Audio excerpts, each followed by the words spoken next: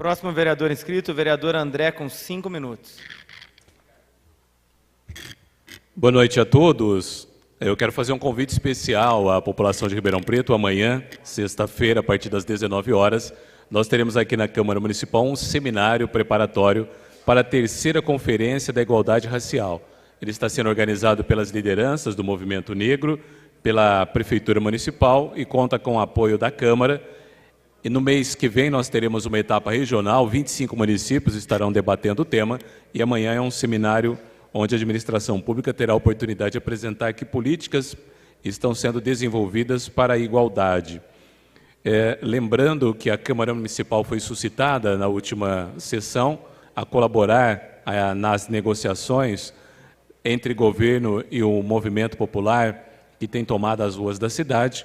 Nós apresentamos o ofício à prefeita com as reivindicações, sugerimos uma pauta e hoje estava marcada uma reunião com o movimento.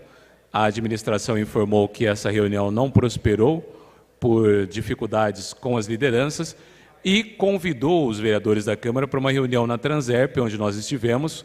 Ouvimos o posicionamento do governo com relação à possível redução de impostos e discutimos a necessidade da implantação de uma agenda. Estamos aguardando agora a manifestação que o governo assuma essa agenda, mas uma agenda objetiva, com datas, com prazos para a realização de audiências públicas, para aberturas de planilha e para tudo que envolve a movimentação. No ano de 2010, eu escrevi um artigo para o jornal Tribuna, que o título era Eu Protesto, e era uma referência ao dia 14 de agosto, que é o dia do protesto. E durante a minha articulação do texto, eu escrevi: para registrar essa data tão importante, resolvi aderir à moda dos protestos. Assim, eu protesto contra os que buscam cercear a liberdade de imprensa e contra os que utilizam a imprensa para injustamente atacar os outros. Eu protesto contra a violência de todo gênero, protesto contra as altas mensalidades escolares, contra a baixa qualidade no ensino, contra os convênios médicos que cobram taxas abusivas e contra os que tentam destruir o SUS. Protesto contra o consumo abusivo de álcool e cigarro, também contra a liberação das drogas, contra a indústria do aborto. Eu protesto contra a insegurança pública, contra a falta de moradia popular, contra a banalização da propaganda eleitoral, a falta de ética na política, contra quem deseja anular o voto e contra quem vota em branco. Eu protesto contra o racismo, contra a discriminação, contra o preconceito. Eu protesto contra o desemprego, contra os que agridem o meio ambiente. Eu protesto contra as injustiças e contra a falta de incentivo aos servidores públicos. Eu protesto contra o excesso de impostos, contra os especuladores financeiros, contra as altas taxas de juros. Eu protesto contra a prostituição infantil, também contra o trabalho infantil penoso. Eu protesto em favor da vida. E eu protesto, finalmente, contra quem só sabe protestar e nunca para discutir soluções objetivas para resolver os temas que nós estamos protestando. Eu tenho observado nessa manifestação linda, maravilhosa, democrática, que algumas pessoas têm dificuldade em conviver com a democracia, que é justamente a convivência entre os contrários, é a possibilidade de você expressar a sua opinião. Mas quem expressa a opinião também tem que democraticamente ouvir a opinião que é expressa pelo outro. E percebo que algumas vezes isso não acontece. E também percebo que a indignação popular acaba tendo vários componentes e vários itens. Eu até aqui citei alguns itens que também me deixam indignado. Mas nós não podemos esquecer que se existe corrupção é porque existem corruptores. Se o funcionário público tenta levar alguma vantagem, é porque ele faz a intermediação com alguém.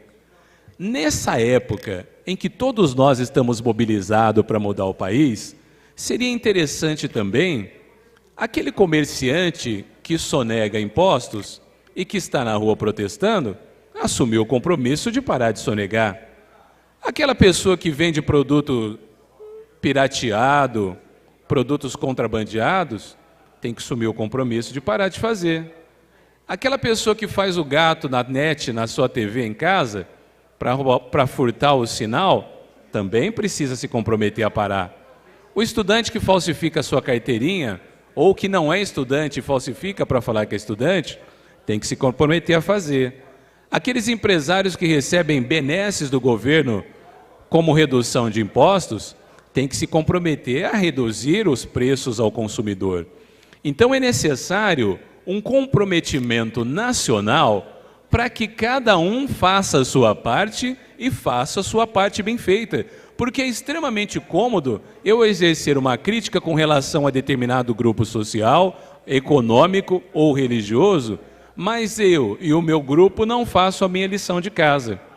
Seria semelhante para os cristãos com aquela passagem que diz: antes de criticar o cisco no olho do outro, olhe a trave que tem nos seus olhos. Por isso, eu creio que esse é um momento oportuno para uma reflexão de toda a sociedade brasileira. Vamos mudar junto? Mas cada um se compromete a mudar aquilo que está fazendo errado? Esse é o convite que eu proponho para toda a nossa sociedade. E dizer que a Câmara Municipal continua aberta. Ribeirão Preto foi um exemplo na semana em que nós tivemos quebradeira generalizada, a casa abriu os portões, abriu as portas, acolheu o público que era possível diante das normas de segurança e dialogou com a comunidade. Que nós possamos continuar dialogando e dar um passo além do diálogo, o passo da construção. E quero fazer um convite para toda a sociedade. Vamos discutir mais orçamento. Quando a Câmara realiza audiência pública, quando o secretário da Fazenda vem aqui prestar esclarecimento, ninguém gosta, que é um tema chato. Mas é no orçamento que define quanto vai para a saúde, quanto vai para a educação, quanto vai para o transporte, para a mobilidade urbana, enfim, para todos os temas. E eu digo isso no Estado e na União.